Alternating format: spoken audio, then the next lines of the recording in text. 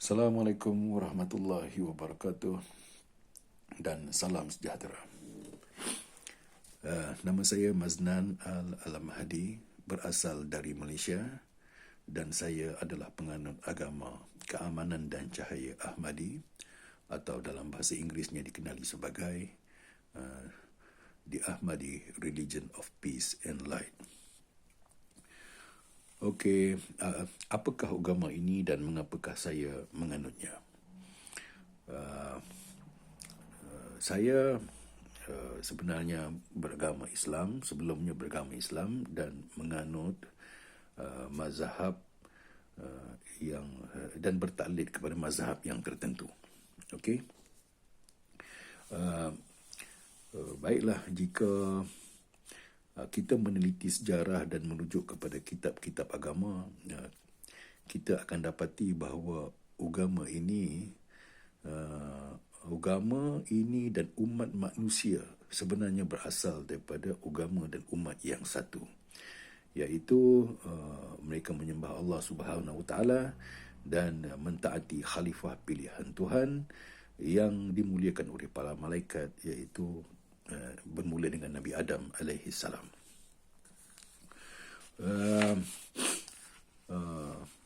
Agama Keamanan dan Cahaya Ahmadi ini adalah merupakan kesinambungan atau lanjutan kepada agama asal yang satu itu, iaitu agama menyembah Allah dan agama mentaati khalifah pilihan Tuhan.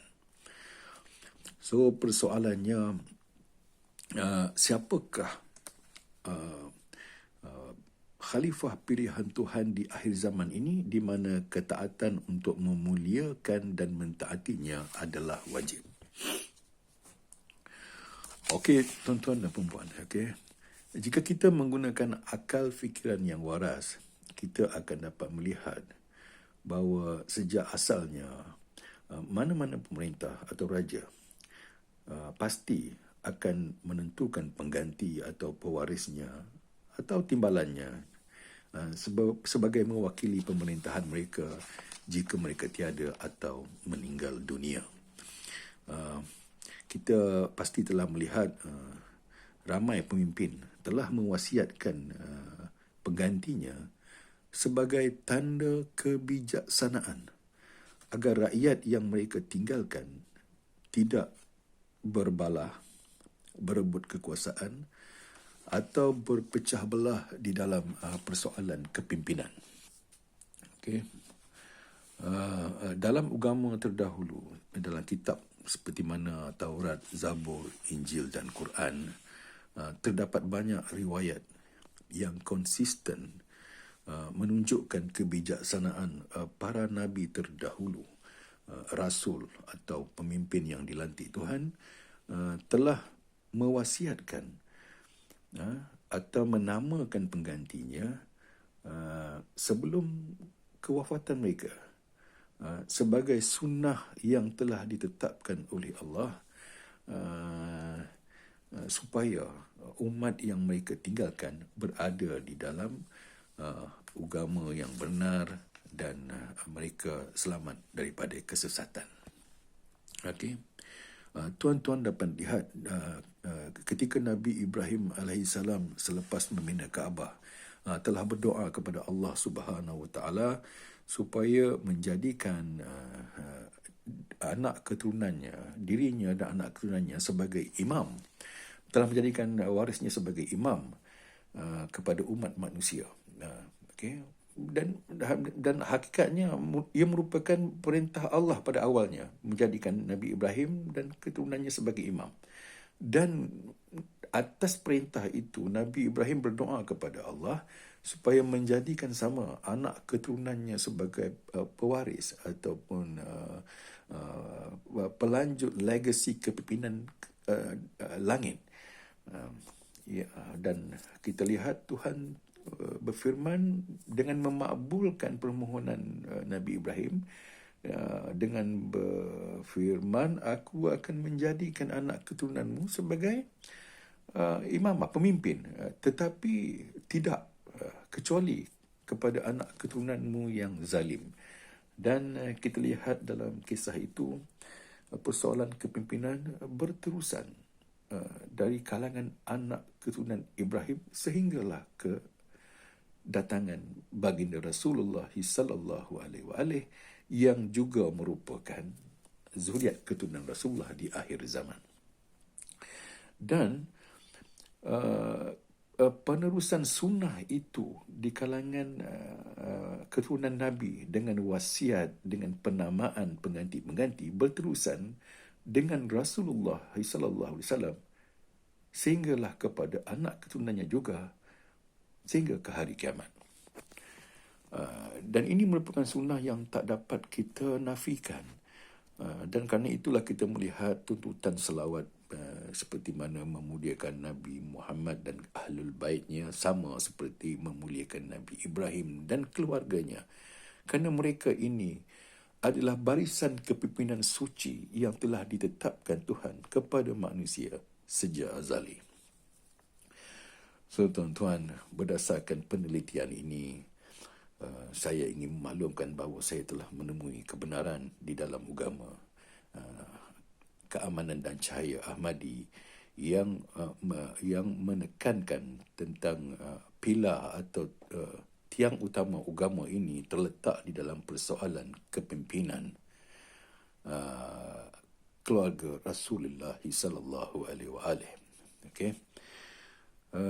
Tuan-tuan, saya ingin bersyahadah bagi menunjukkan kesaksian saya terhadap kepercayaan itu. Ashhadu an la ilaha illallah wa ashhadu anna Muhammadar Rasulullah wa ashhadu anna aliyan waliyallah wa ashhadu anna al-mahdi wal mahdiyin hujajullah. Dan tuan-tuan, hari ini kepimpinan di kalangan zuriat keturunan Nabi boleh ditemui melalui kepimpinan Aba Al-Sadiq Abdul Hashim alaihi salam yang memanggil manusia kembali untuk menyeru manusia kepada ketuanan Allah dan bukannya ketuanan manusia.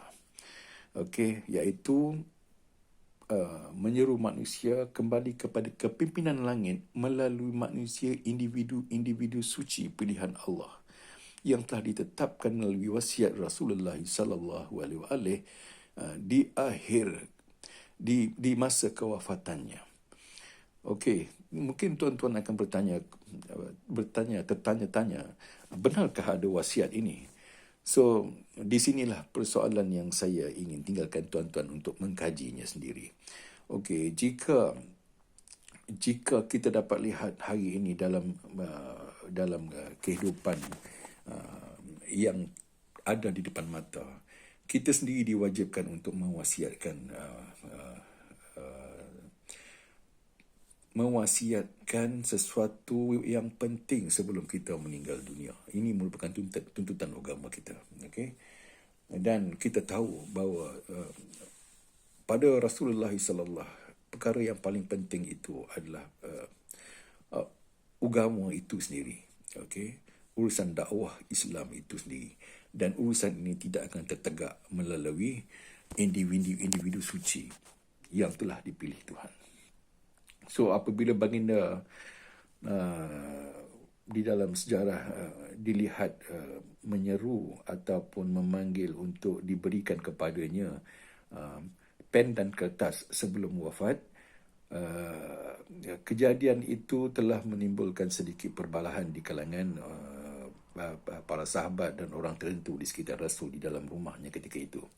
Dan kalau tuan-tuan berminat untuk mengkaji perkara ini, tuan-tuan boleh merujuk dalam kitab-kitab sejarah sama ada Sunni ataupun Syiah ataupun dalam Taurat, Zabur dan Injil tentang kisah Nabi-Nabi terdahulu, bagaimana mereka mewasiatkan pengganti mereka. Dan jika Nabi-Nabi terdahulu telah berjaya dalam urusan menamakan pengganti, adakah baginda Rasul kita gagal untuk melaksanakannya? Itu satu persoalan untuk kita fikirkan secara serius. Dan kalau baginda gagal melaksanakannya, siapakah sebenarnya yang menjadi pewaris keturunan Nabi di kalangan zuriatnya seperti mana sunnah Nabi-Nabi terdahulu, iaitu Nabi Ibrahim yang menamakan anak keturunannya sendiri sebagai pengganti. So, tuan-tuan dan puan-puan, semoga persoalan ini menjadi perhatian utama terhadap keselamatan tuan-tuan semua. So, saya ingin memaklumkan bahawa saya telah menemui kebenaran dalam agama ini, agama keamanan dan cahaya Ahmadi, dan saya